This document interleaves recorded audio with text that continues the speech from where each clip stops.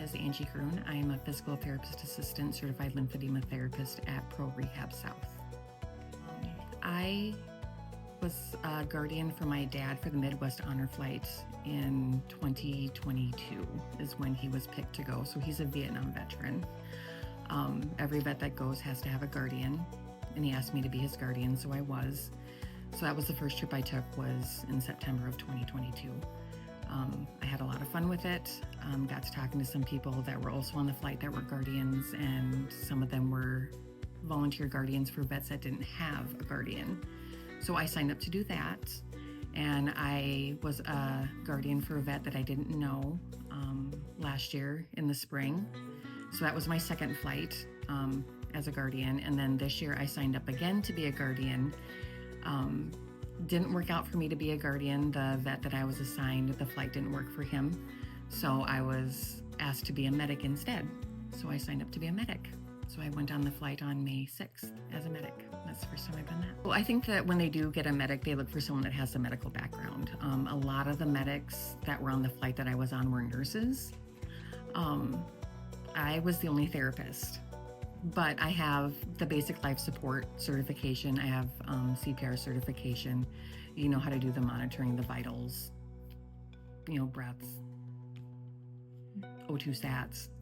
So I think that's what they really look for. And it's just having the medical background helps, because you're not just helping with monitoring people's health on the flight and responding to emergency situations if there are any, but you kind of help with like little things. The biggest thing of the honor flight, the most impactful thing for me is especially the Vietnam veterans getting that welcome home, because there's a huge celebration for them. They get a huge send off when we fly out. When we land in DC, there's a huge greeting. Just people that are waiting for flights, school groups will come up and they just greet and welcome everyone into DC. And then when we come back, when we land in Sioux Falls, there's a huge, huge welcome home at the airport. Bagpipes, military personnel, there's a motorcycle group that comes and welcomes home too, and then they give us a big parade to the arena. And then there's a huge welcome home ceremony there. So the veterans, their families, friends, people can welcome them home then. And that's a big one. Like, a lot of people get pretty choked up with that. It's closure for them. They get to have that welcome home. They get to know that they were appreciated for the service that they did. Getting to see the wall, finding a buddy's name on the wall, the Vietnam Wall, that's a pretty moving thing for them. The vet that I took last year, he had an uncle that died in the Korean War. So we found his uncle's name on the Korean Wall. Like, he just remembers his uncle when he was a little kid, and his uncle went to war and never came back. So we had to find his uncle's name on the wall too. So it's just having that closure. The wall is very emotional for the vets. They usually need a couple minutes just to take it. So the vets do not have to pay for their flight. It's 100% paid. The Midwest Honor Flight that puts on the flight, they charter an entire plane. So we have the whole plane for the whole day. When we volunteer, so any of the guardians, medics, the flight crew, anyone that goes on the flight, we pay for our own ticket. And the flight that we're on is already paid for, so we are paying for a future flight. So it's a donation towards another veteran being able to go on a flight in the future. So they're always fundraising. So that's one way that they do the fundraising. Other foundations will hold fundraising events. The Midwest Honor Flight holds fundraising events all the time. The Lyon County Riverboat Foundation is a big one. Down in Iowa, they hold fundraisers all the time for it. So they're always fundraising, getting money up. And when you volunteer as a guardian or a medic, you can do your own fundraising too to help pay for your ticket. So they help you set up kind of like a GoFundMe. Can't remember what the site's called, but you can set that up and then people can donate towards your flight. So you don't have to pay for it all yours. You just go straight to the site and donate. You can also go to the site if you want to volunteer for any aspect of it. If you wanted to volunteer to be a guardian, to be a medic, if you wanted to volunteer to be part of the ground crew.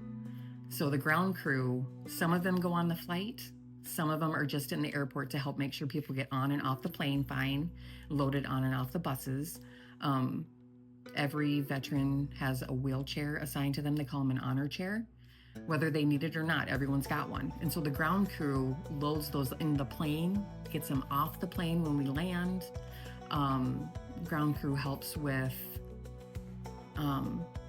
getting people where they need to be after we land in DC, making sure that people get directed where they need to go when we're taking off again, like getting us to the right terminal. They'll just be standing helping direct. So there's a lot of different aspects. Like if you didn't want to fly, you could just be ground crew. And then you're just helping get people on the shuttle bus from the hotel to the airport and back. Get on the website, ask them questions. Aaron Van Overbeek, the president of the Honor Flight, is really good about getting back to people about things if they have questions. If you want to donate, you can go to the site and donate. If you can't donate, but you want to participate in another way, you can go to the Welcome Home, and that's really fun. You don't necessarily have to know a veteran that's on the flight to be there. It's just an awesome energy when people get off the bus and there's just all these people welcoming them home. It's really great. Or another thing that you can do is you can write letters.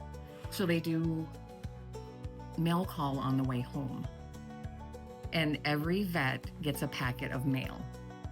Every one of them. And it can be family members that write letters. Legions will write letters, school kids, and they send them to the head office for the Midwest Honor Flight, and then they distribute them out to the veterans when they have their mail call. So like I had the veteran that didn't have a family member to take him. I had no contact information to get a hold of family to get him letters. So I just asked my son's local school if some of the elementary kids want to write letters to a vet. And the Legion in the town that I live in too, they had already had a whole bunch of letters written for them as well. So they just have that, and you just gather all that, send it in, and then they get their mail call on the way home. It's when you go on after your first flight, it's addicting. For me anyways. I will go every year as long as they have it. It's so much fun. Like, it's very organized chaos. It's a well-oiled machine. They have it down, and it's just a lot of fun.